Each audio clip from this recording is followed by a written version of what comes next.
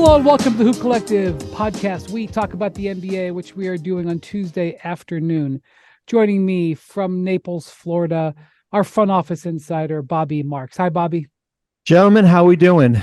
I figured it's 2 o'clock Eastern time, and every Tuesday that the guy in the lawnmower comes by that window, just buzzing by. Luckily we're not jumping on TV in an hour and a half, but I feel like it's just customary that we've got the lawnmower going out there. That's first world problems, Bobby. I know, Because it's not I you. know. That's some random guy doing it for you. That's It is.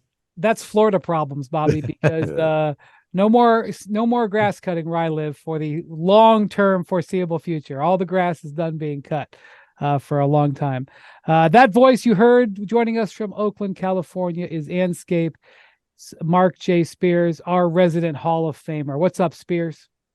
Oh man, just trying to recover from all the smoky hotels in Las Vegas.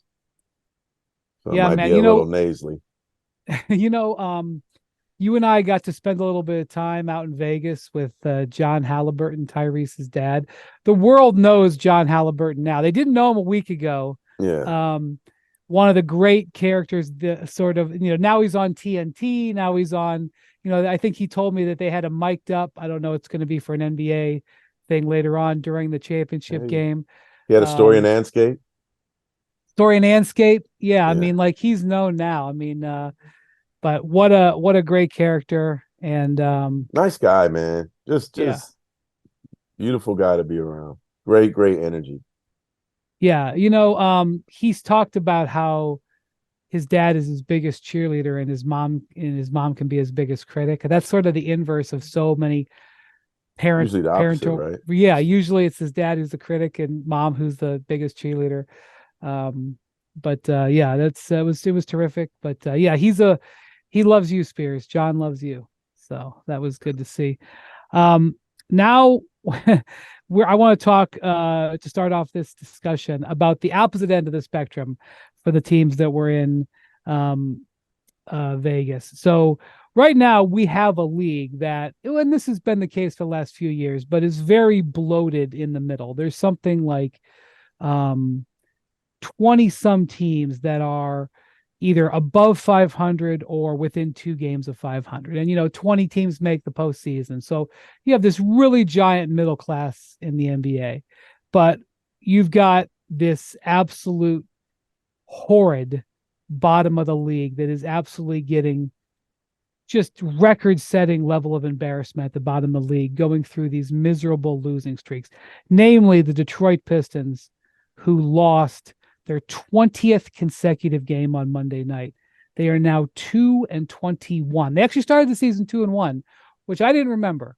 But they are now 2-21 for the year, 20 straight losses. Monty Williams came out after the game, and I think he kind of ran out of stuff to say, but he said, I'm seeing some encouraging signs.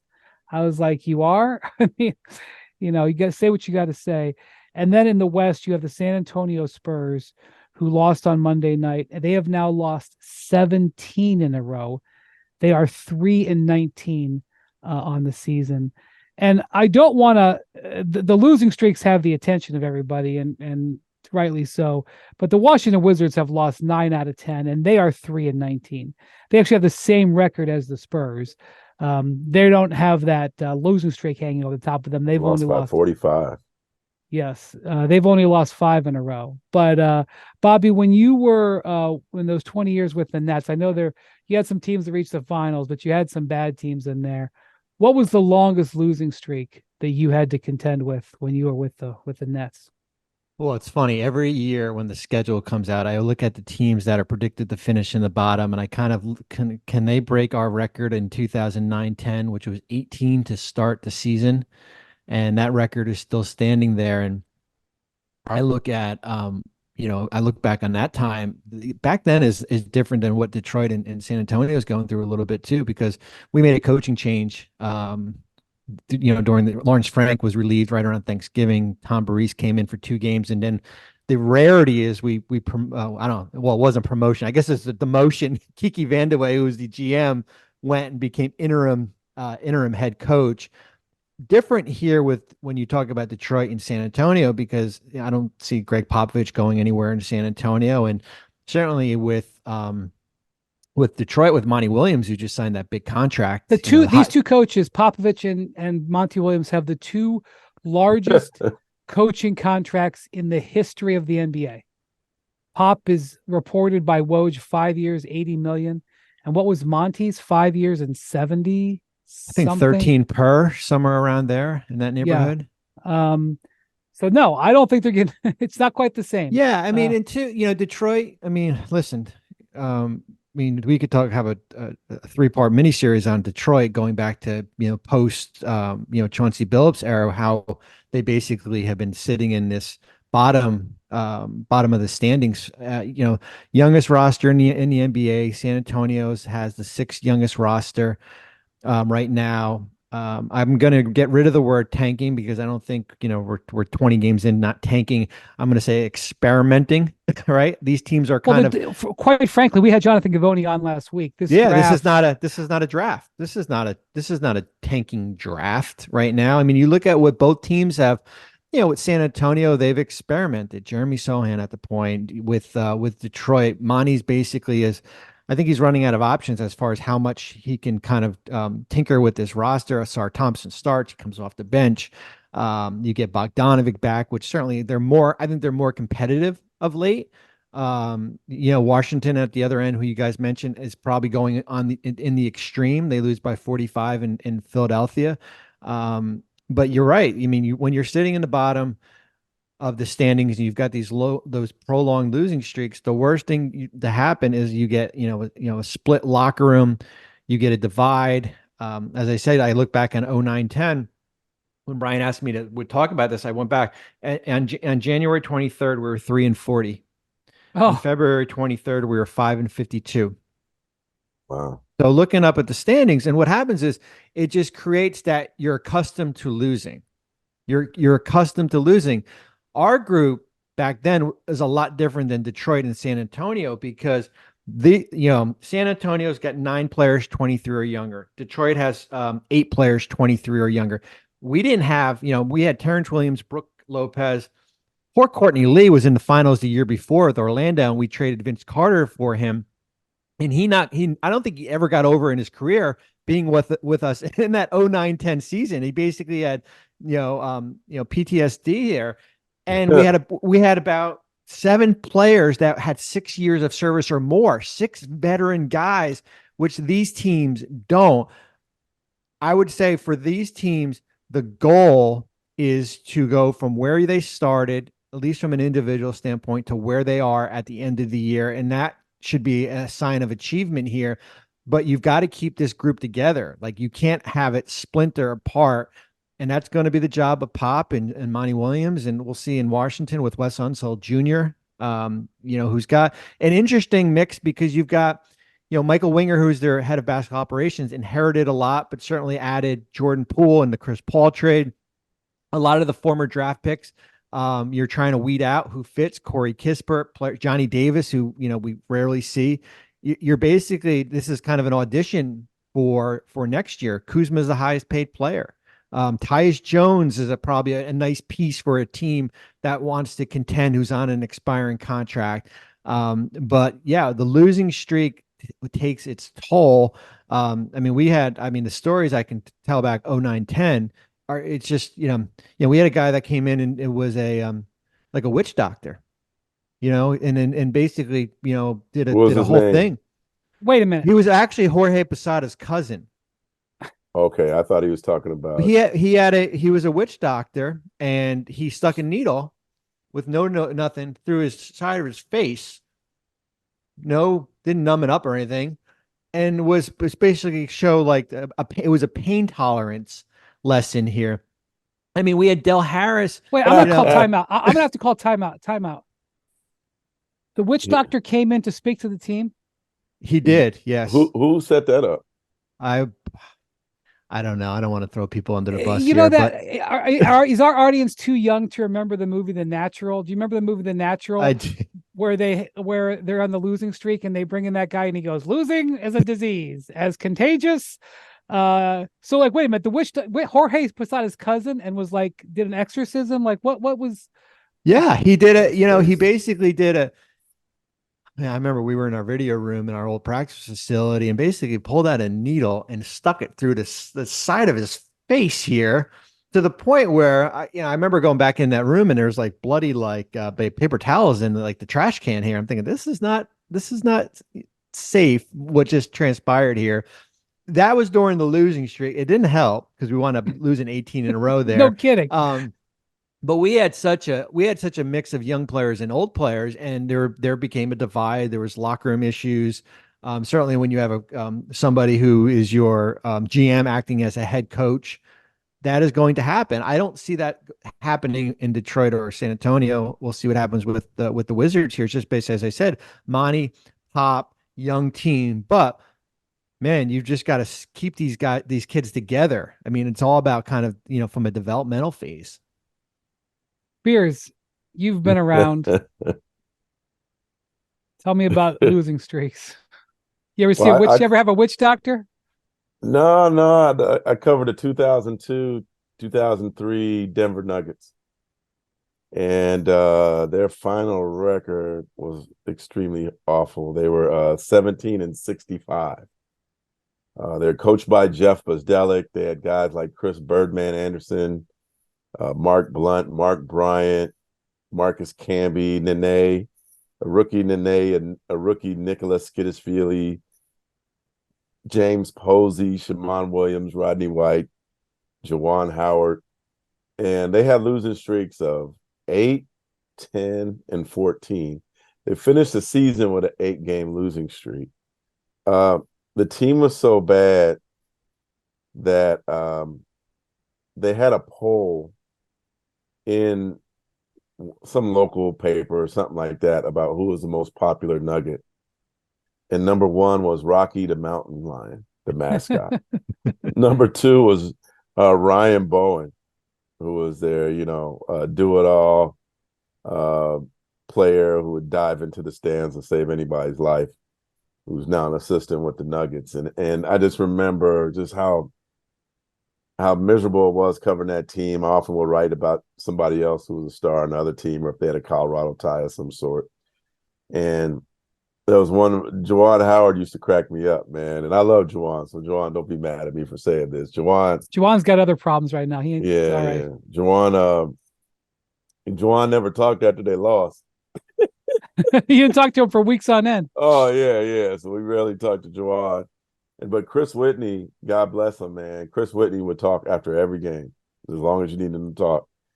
And one day I was like, man, Chris, like, what makes you capable of doing all these interviews and talking about losing all the time? And I just remember him saying, hey, man, if I could talk when we win, I could talk when we lose. And I always respected that from him. But that was the team that set up the Nuggets getting Carmelo Anthony, right?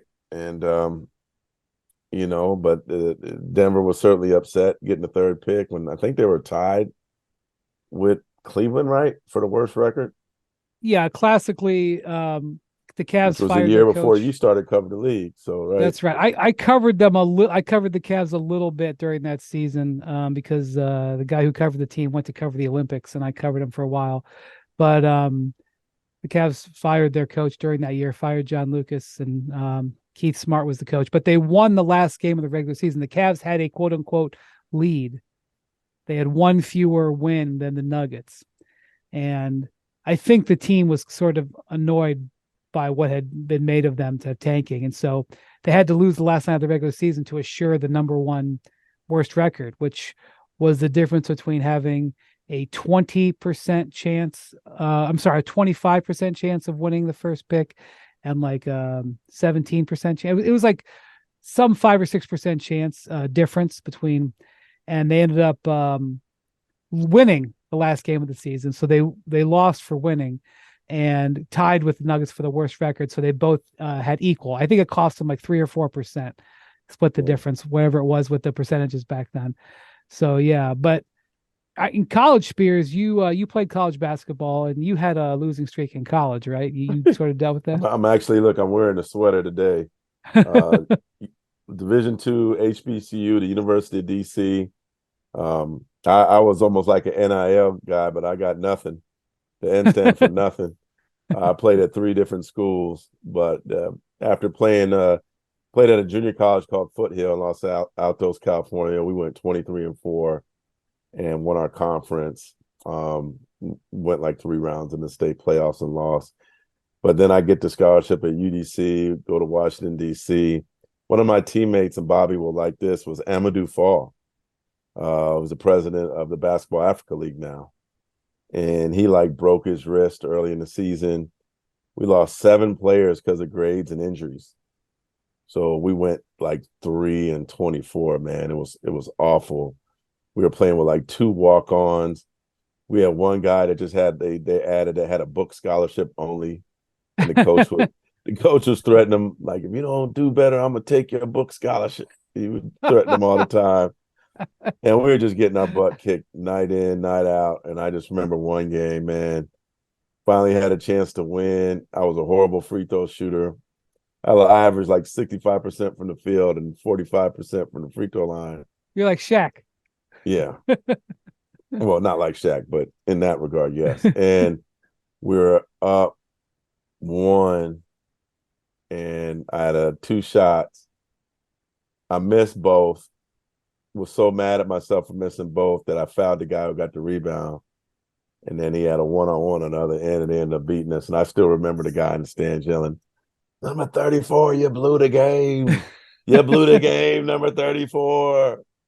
And we lost by like 2 points. And I went in the locker room, man, cried like a baby, man. I was so upset that we lost. I mean, it was a college level, not an NBA level, but just that losing, man, it just weighs on you because at a point, you're just like, all right, I'm playing for my stats, right?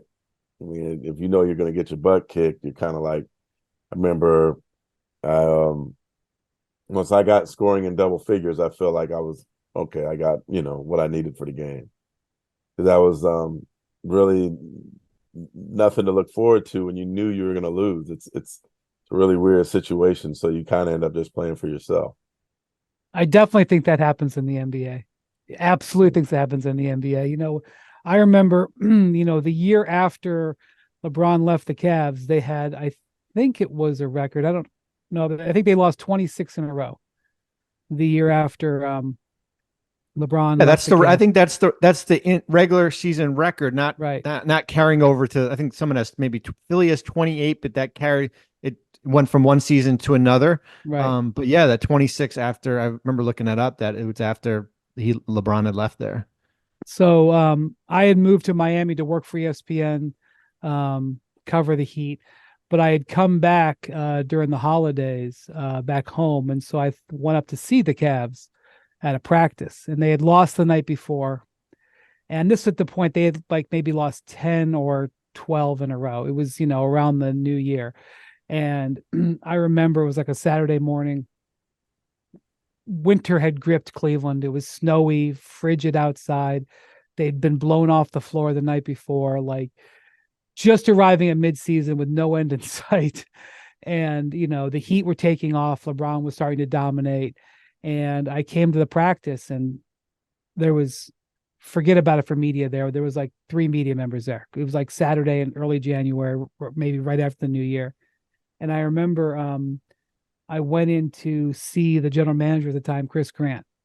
And he just said, "Come down to my office." There was no like, I didn't have to like break off from the pack or whatever. And I remember I walked into his office and the lights were out and he was laying on his couch. He had a couch in his office and he was just laying on his couch in the dark, staring at the ceiling. And, like that year they made this trade that got them Kyrie Irving and they drafted Tristan Thompson. Like they drafted 2 of the 5 starters who would end up winning the championship with them a few years later. And, they had done the sign and trade for LeBron that basically later on would help them get Kevin Love.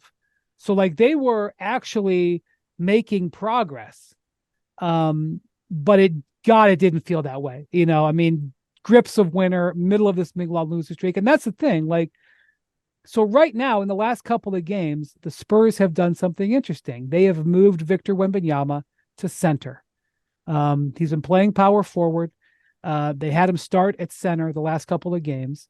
And in the first game at center, he had his first ever 20-20 game, 20 points, 20 rebounds.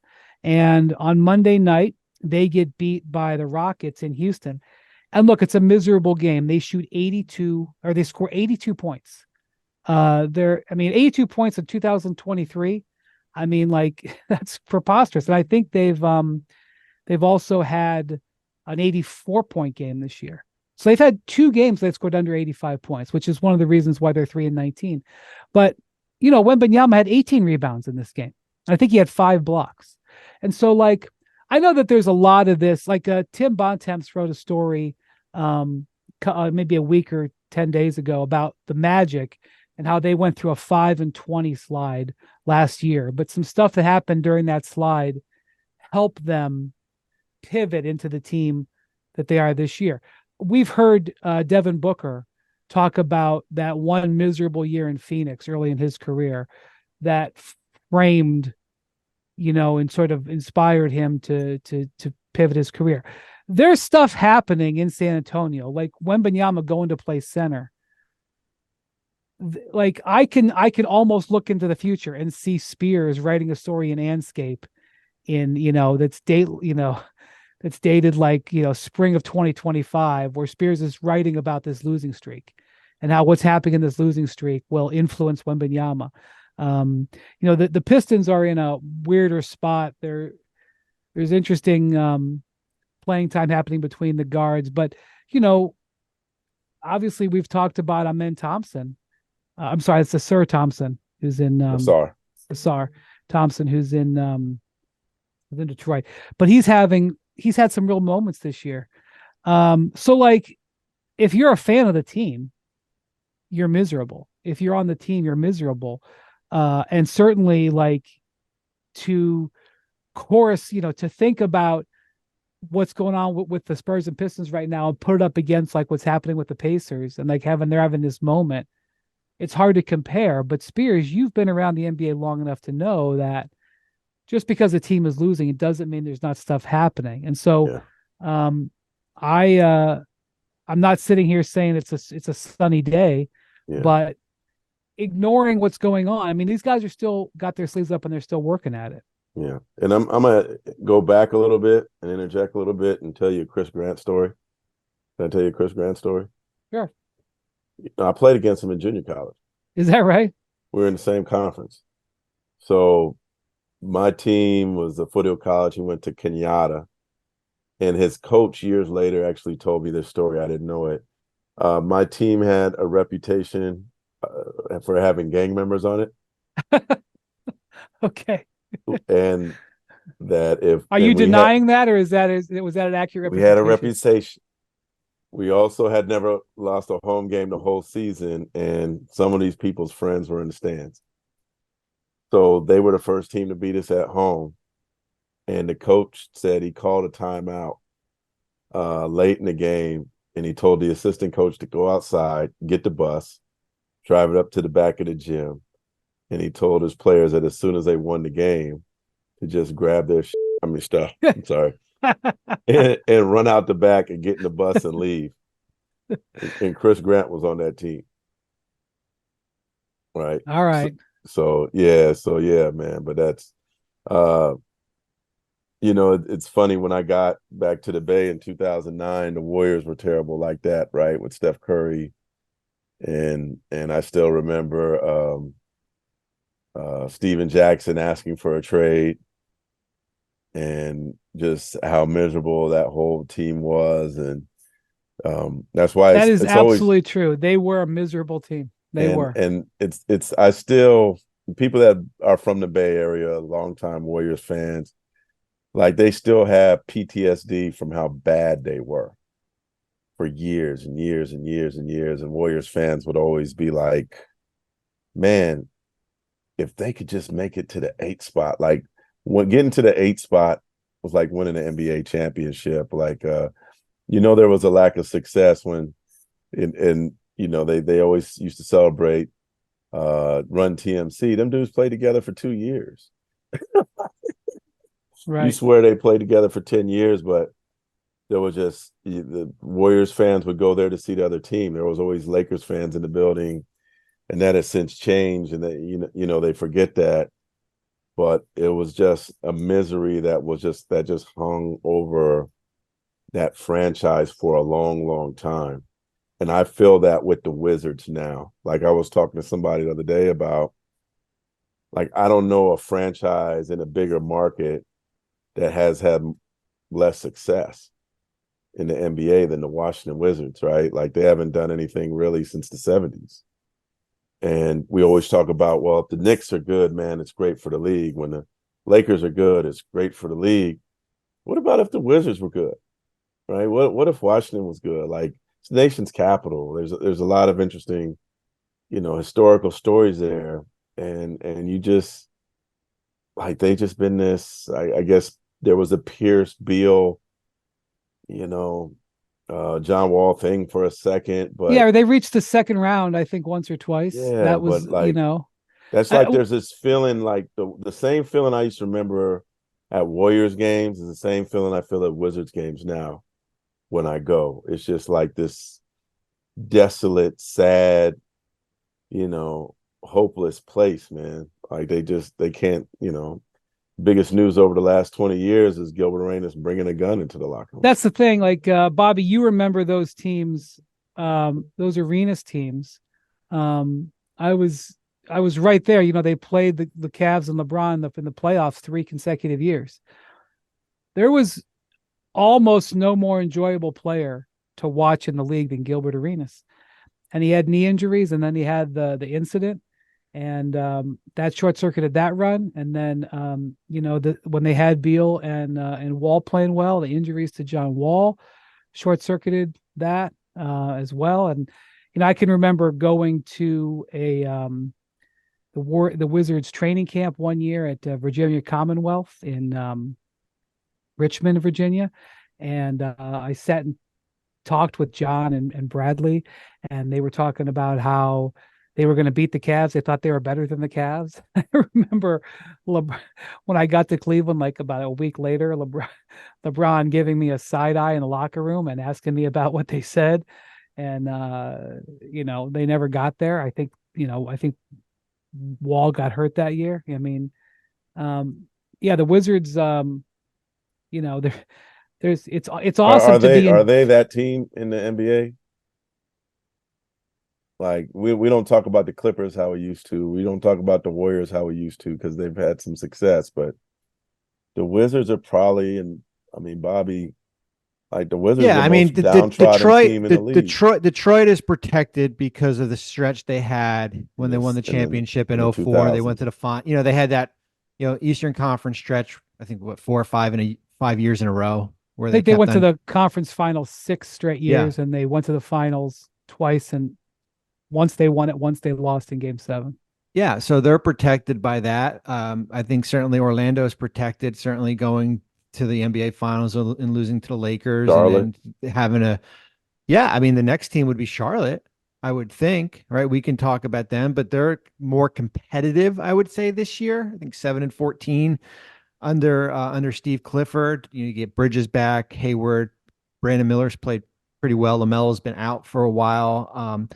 But Indiana, we talked about Indiana for a little while. Indiana is interesting because it's, we talk about, as a rebuild. Well, they never really experienced the pain like some of these other organizations experience. And that's based on their own doing, where they got to the first round, 7 or 8 years, just couldn't get out of it. Post Paul George, retool with Bogdanovic, guys like that. And then they make the Halliburton trade and you get Buddy Hield. Sabonis goes out. They move Brogdon that summer. They took a little bit of a step back, but I mean, they made the playoffs in the bubble. yeah, It- and we they were yeah, an above 500 team last year, Brian, before Halliburton got hurt. yeah. That really Yeah. went. And then you see where they are, where they see right now, and like I always say, like that, if you want to retool, that's the blueprint. But how many teams can go out and swap an established all-star in Sabonis for one of the up and coming young players in Tyrese Halliburton? Those deals just are not out there for Detroit to go out and do. And maybe they will be. We got fortunate. I'll go real quick. We got fortunate in New Jersey in 02-03 to make the Jason Kidd trade, because Kidd had circumstances in, listen, he was coming off a domestic battery with his wife, Jemana. He'd run his course in Phoenix. We made a trade for him that none of our owners wanted, that Lou Lamoriello, who's the president of the Islanders, now pushed through. And we were able to get Jason Kidd and then add the pieces around him, and that turned the organization around. And so that's when you're looking at Detroit and Washington, like, who's the one catalyst to come around these young players to kind of get them, or maybe two players to get them over the edge? And you could be waiting around for a long time. I mean, you really can be. San Antonio, they're in a kind of on an island of them on their own, because they're using this year really as an experiment. They're loaded with draft assets, cap flexibility. Detroit's really not there. Charlotte's not there. The kitty isn't full like Oklahoma City, where you're sitting on mounds of draft picks here. Both those teams owe picks. So the retooling, rebuilding part, I always say, people say, blow it up. Well, you blow it up, you'd be sitting in the bottom of the standings for a long, long time here if you just think you're going to just try to do this through the draft. Yeah, I would say that, when they made the decision to hire Michael Winger, it was basically an admission that they were going to do a major rebuild. And that was an understood thing when they traded Bradley Beal. And so, they are in a long process, but they also have some talent on that roster. You look at San Antonio, Wembanyama is averaging 20 points, 10 rebounds, and about 3 blocks a game. He's 19 years old. He turns 20 in about 3 weeks. That is promising. And, in 3 years, you might only have 3 guys left on that roster. They have all of their draft picks plus picks. Detroit has a number of young players. Washington's in a little bit of a different boat. They say they actually have an expensive roster, and they're out future draft picks. When they traded Beal, they weren't able to get a bevy of first round picks. So their path is a little bit rockier. But I think they're going to be one of the teams, Bobby, that we watch over this next 6 weeks as we build up towards trade season. Yeah. Teams can start to get to do trades. They can do trades now, but December 15th is when most of the players who signed last summer can start to be traded. And Brian, you know who I got my eye on with the Spurs? Yeah. Keldon Johnson. Yeah. I keep hearing this buzz about, not sure if he fits in well with this group going forward, and should he be coming off the bench? And I mean, like, for a team like Golden State, if he's a player that they could pry away, that could give them, that 16 to 20 points on any given night, I think that's a guy that they definitely should go after. But that if there is a player that I think does get moved from the Spurs, my guess it'll probably be Keldon Johnson. Yeah, I think one of the things I really like. Yeah, well, he's on a very good contract too, Bobby. Right? He signed a pretty good contract before last. Yeah, it's like season. four for 80, somewhere around there. $20 million number here. I mean, they've got a bunch of veterans, McDermott, Osman, guys like that could help. Really good playoff teams. I mean, the same with the Wizards. I mentioned, with Tyus Jones and Danilo Gallinari, Muscala, guys like that. We're going to hear a lot about Kyle Kuzma, who can be traded starting January 15th because he has a little bit of a different trade restriction. But I mean, Kyle's contract descends. Those contracts are of huge value in this era when the cap likely will go up, and that number will be $18 million in the last year of his deal.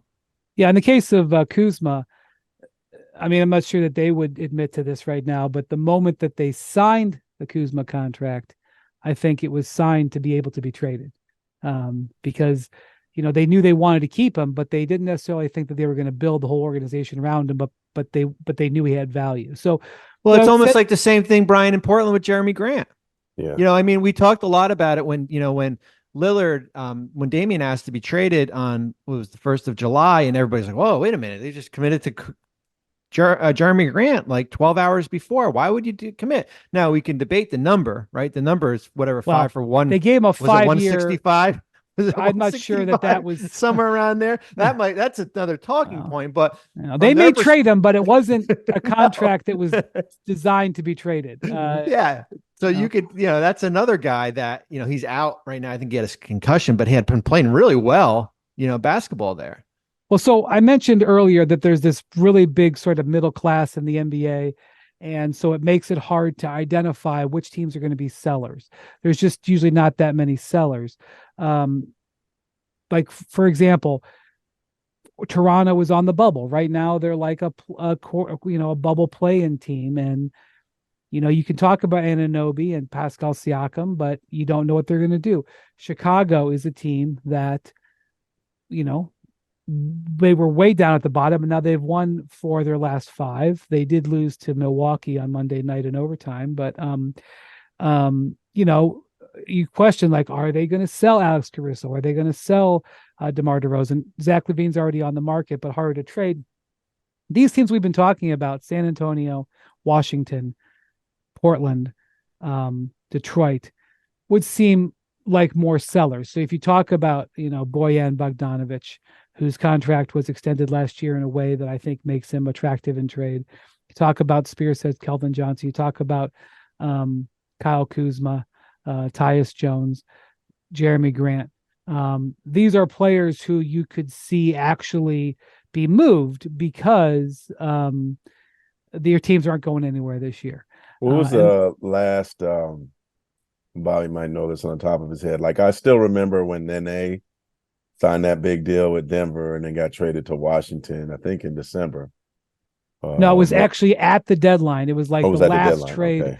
Like the deadline came and they were like, okay, that's it for trades. And then like 20 minutes later, it was like, oh, Nene has been traded to Washington. Yeah. I remember that very well. How often does that happen? Like, when was the last time that happened? That doesn't happen too often, right? Where a guy signs a deal. I mean, we did it in New Jersey with Chris Humphries.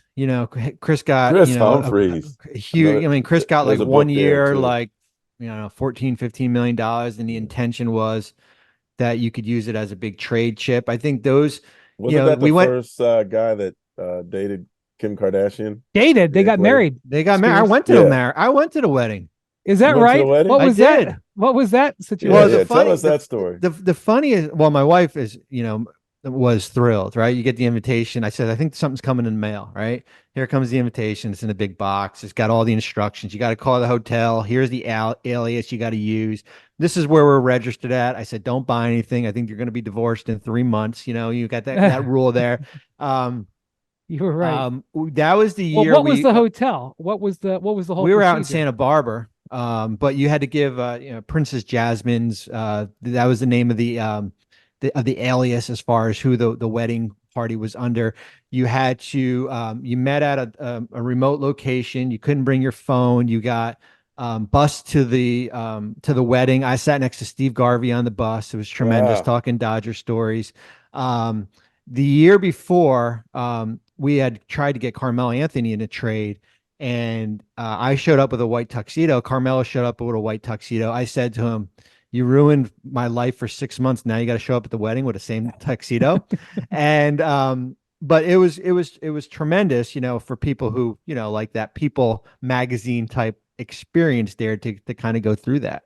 Well, okay, so wait a minute, man. I need more details of this. Well, another thing too is that was during the lockout. There, right? That was during the lockout. He just breezes past the witch doctor. He breezes past Princess Jasmine.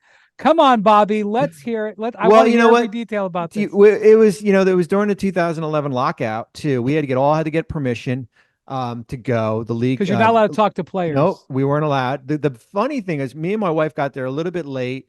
They're radioing. They're basically, seating you where your ticket is. everyone from the Nets was basically in the grandstand section, right?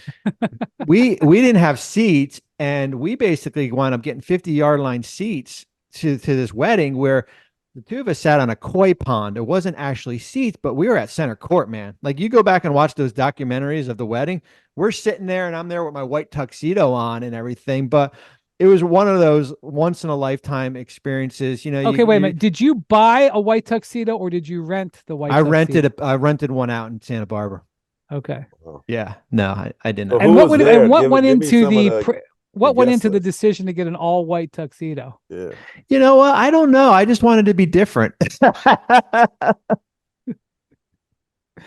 Oh my God. So who was there? Who do you remember? Like, who was what Serena Williams was there. Okay. Certainly most of art. Brooke was there. Obviously, Who Lala else with was Carmelo there? at that time. Who cooked? Bobby Flay cook.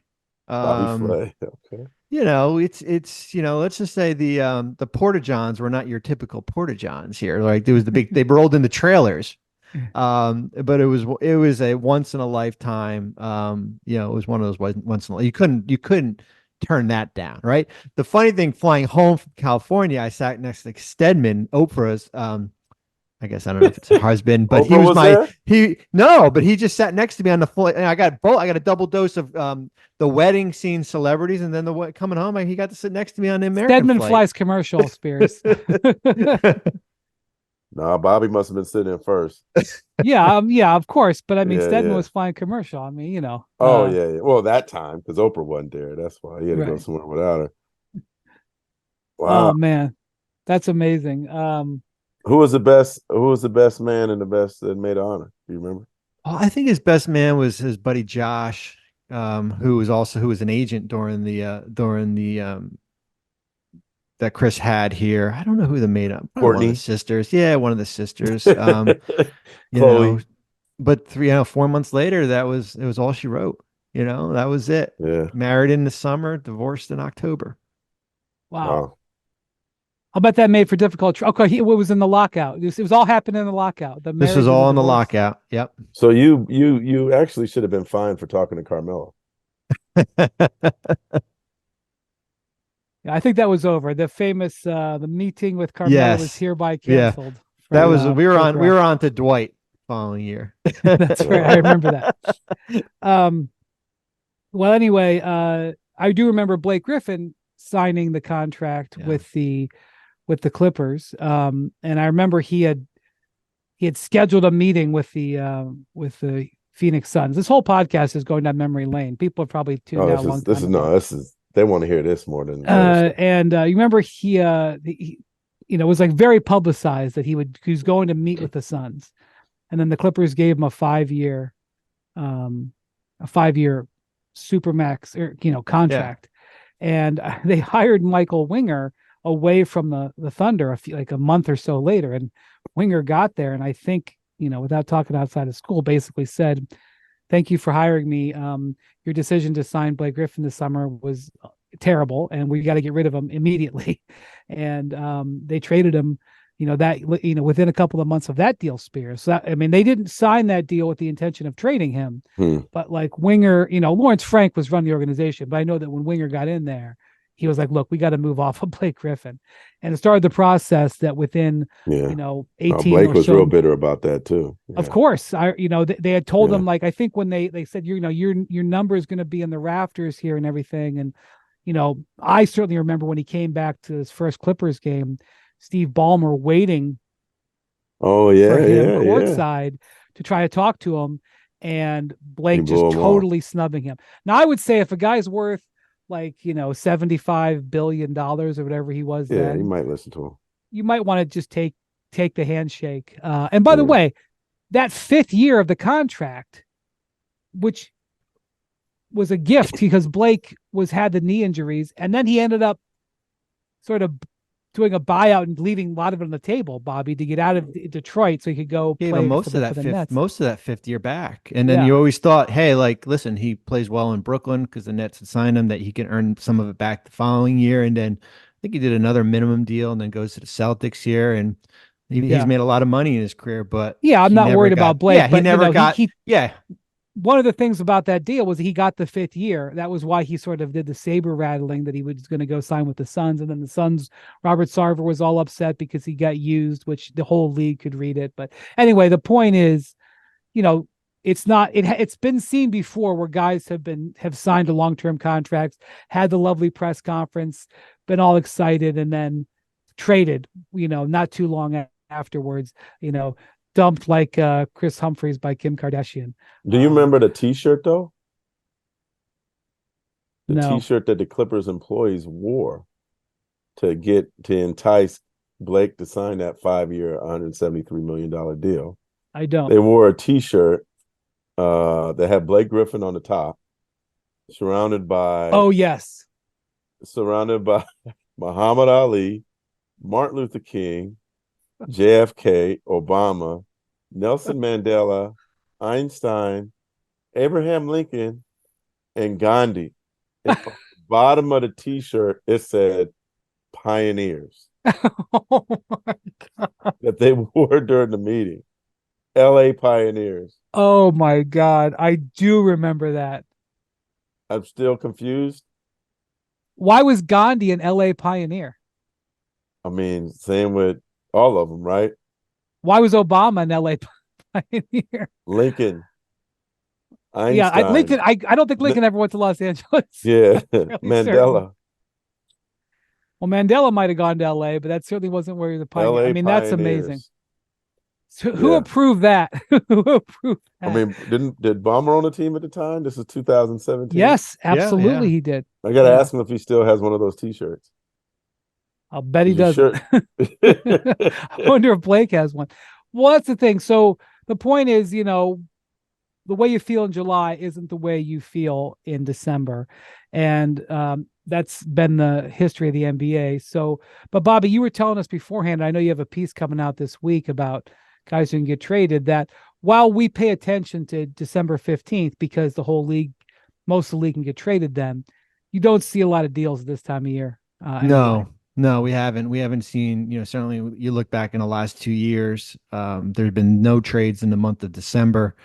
37 trades in total the last 2 years. 31 of those came the week of the trade deadline.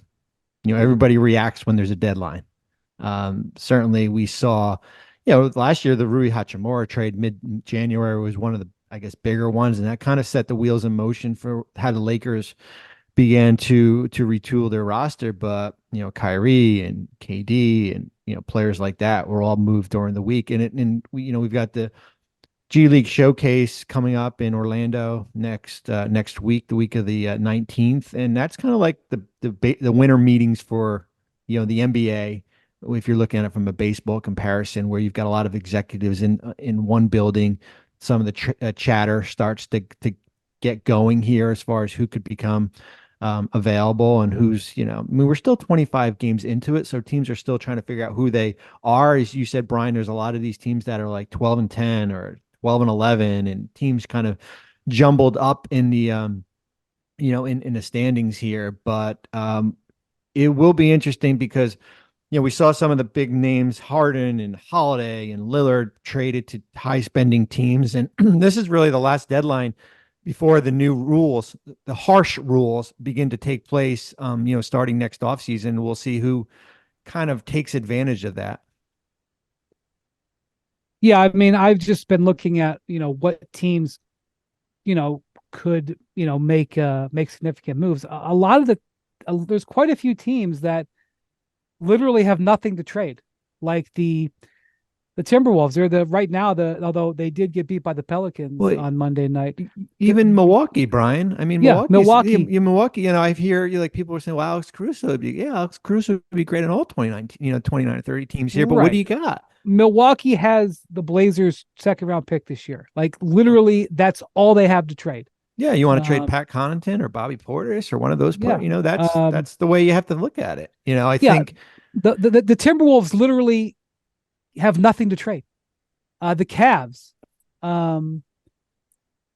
they can trade the contract of Ricky Rubio. Yeah. They just, the Suns have traded every first round pick. They have a couple of second round picks that are not there, but they've traded all of their second round picks, all the swaps. they can trade just a couple of minimum guys. And then there's the teams that have a lot to trade. Philly, I think, can trade up to 4 first-round picks if they had to, and they have tens of millions on their books in expiring contracts. The Thunder have all those first-round picks they can trade. The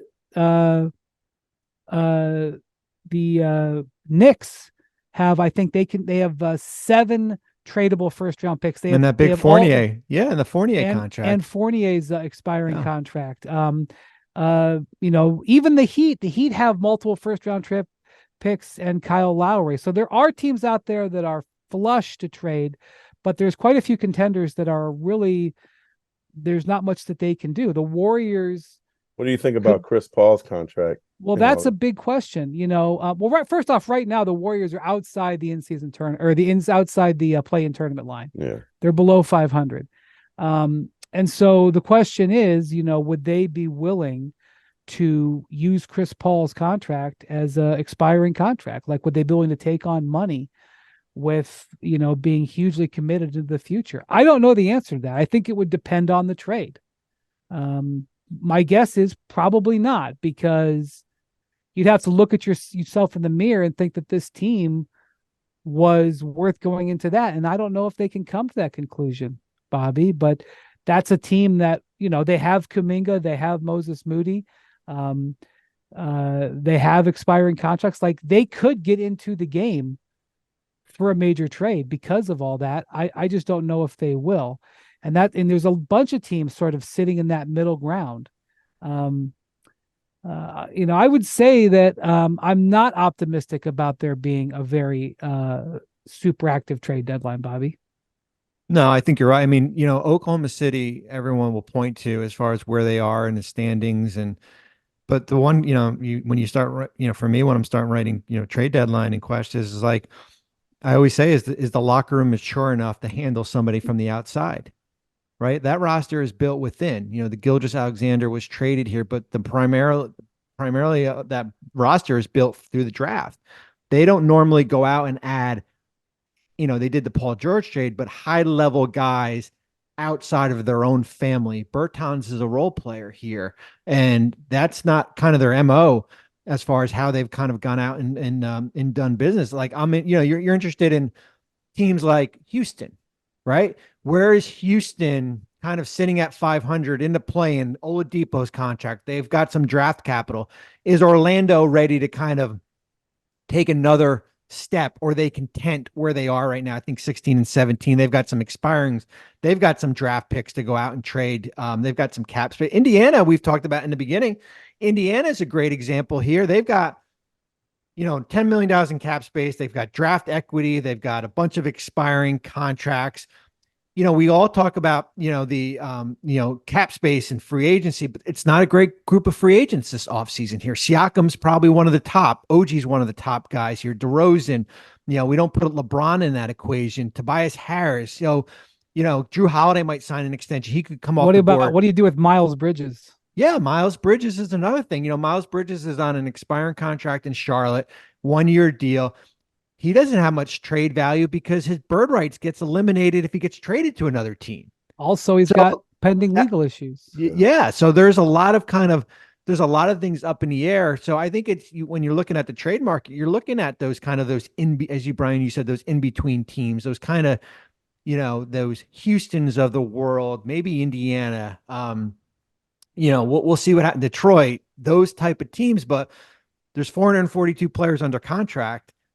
It's not like we're sitting on like 3,000 players and we can just start moving, pieces around. Yeah. Well, I would say that, in the sort of the final analysis of where we're at right now, it's very scattershot. We can't tell what teams are going to be sellers. We can identify the possible buyers, but we're having a hard time right now seeing how the buyers and sellers mix. We're not really sure, whether certain teams are going to be willing to spend more. We're not sure whether certain teams are going to be looking to cut salary. Chasing picks in this draft is not, if you have I think like the Knicks could have, they won't, but the Knicks could have up to 4 firsts in this draft. I think they're going to end up with 2. But people don't want picks in this draft. Yeah. They're not excited about this draft. So outside of the top, what, 2, I 5, mean, maybe? Gavoni was like most of the, I think he said, I don't want to put words in his mouth, but I'm pretty sure he said most of the top 5 right now are role player projections in the NBA. I mean, we're Well, not in I'm June, gonna but say this. Ron Holland, I saw him play the other day at like 32. 18-year-old. He's a good player. He's a real good player. well, And he got off to a rough start with the Ignite yeah, and fell really far in yeah. Gavoni's latest mock draft. And that So, kid in the French kid, um, playing in Australia. I don't know why his Oh, name's Sar. yeah. He I think will initially be a role player just because he's raw. But this is a 7-1 player with bounce, can shoot threes, could guard all 5 positions. I think he actually has a chance to be pretty special. Yeah, but there's nobody right But now. there's no depth. No, like, well, there's nobody right now like thinking, okay, we're on the fence, so let's tank to get in the high lottery for this draft. no. You're right. So that's You're right. so it's just Jonathan's right too about it's that. a very scattershot trade market. And obviously we'll talk a lot about it and it'll develop, but it's not something right now where I'm like, okay, everybody clear your schedules the first week of February. We're gonna bear down. Before we go, Spears, I know you were interested in talking about Zion. Zion had one of the most disappointing games of his career.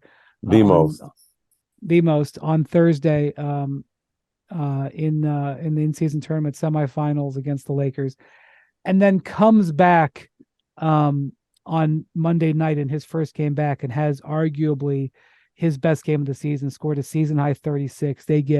The Pelicans look completely different, and they get a win over the Timberwolves. They were at home, but the Timberwolves were 17-4.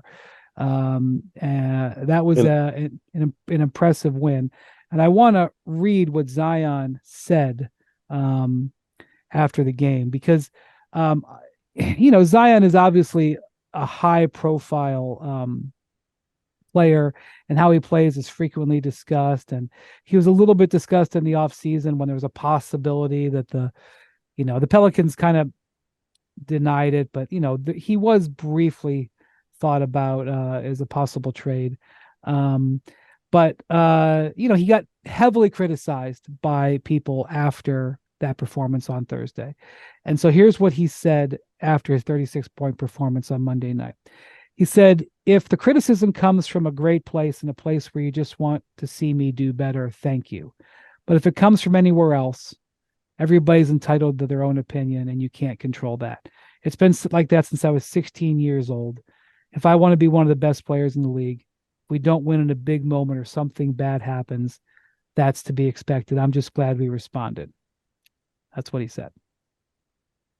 Well, I think from my place, and I assume yours, I think I'm expecting greatness from him, and I go to a lot of games in New Orleans. I got family there, so I think the whole city of New Orleans has been waiting for special since his arrival.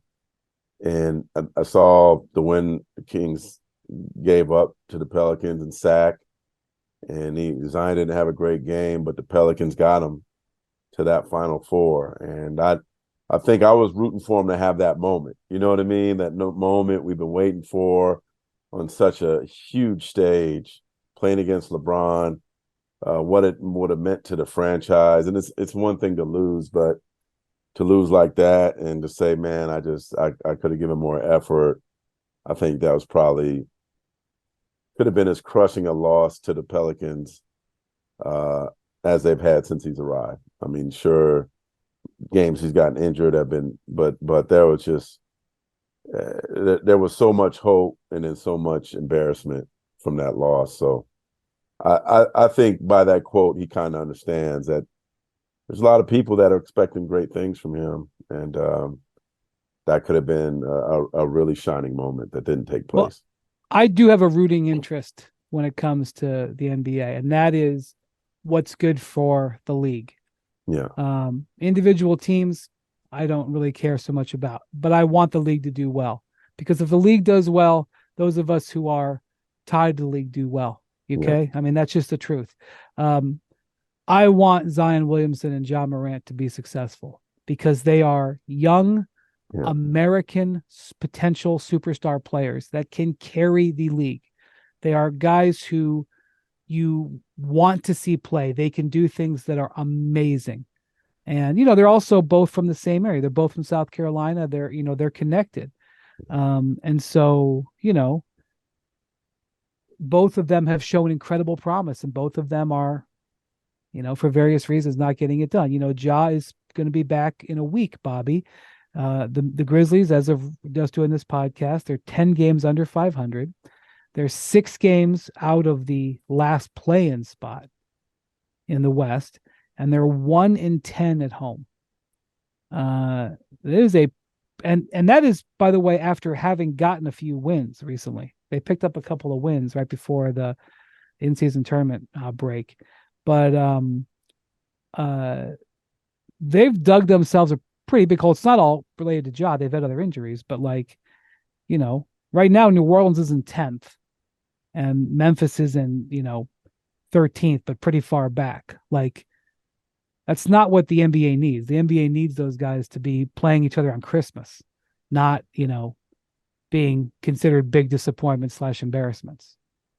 No, you're right. I mean, I think, Memphis is going to be, just interesting to how much can they dig themselves out. I mean, they were in a hole to begin with the Steven Adams injury. Then you have, certainly Ja's suspension. They've had, one of the teams that have signed guys to these hardship exceptions because their roster, Luke Kennard. I mean, the injuries, you got Derrick Rose starting at point guard.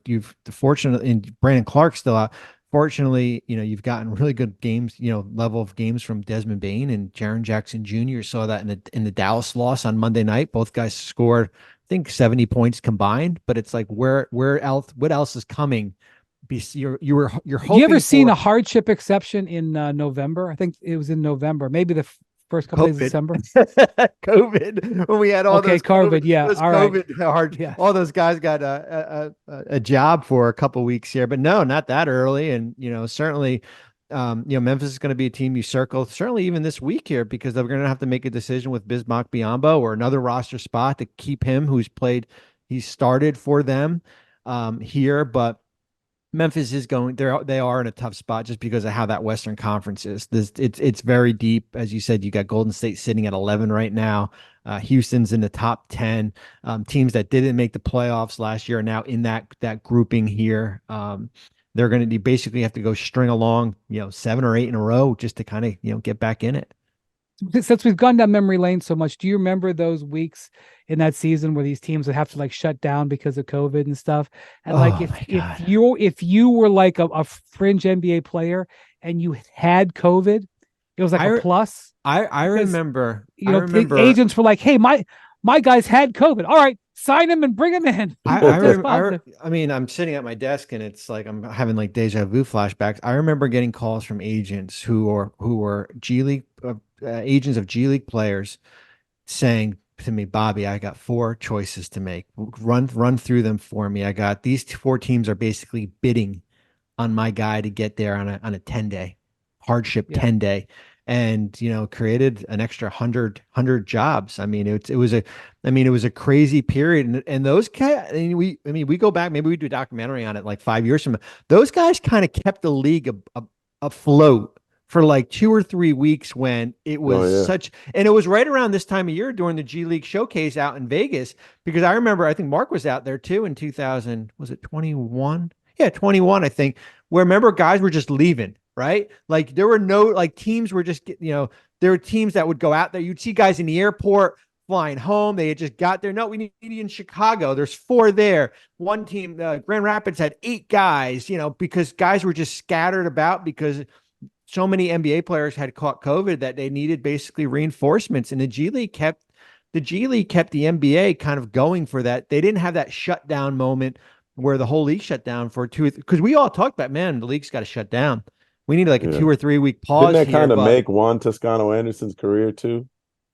What's that? Juan Toscano Anderson, I think, kind of benefited from that. Oh, there were a lot of guys. I mean, there were a lot of guys that just kind of got that exposure that they wouldn't have gotten under any other year. That's I mean, actually a good story idea, man. I don't know. Yeah, there's your talk about that too documentary. much. How the G League kept the NBA alive in the 21-22 season. That's great.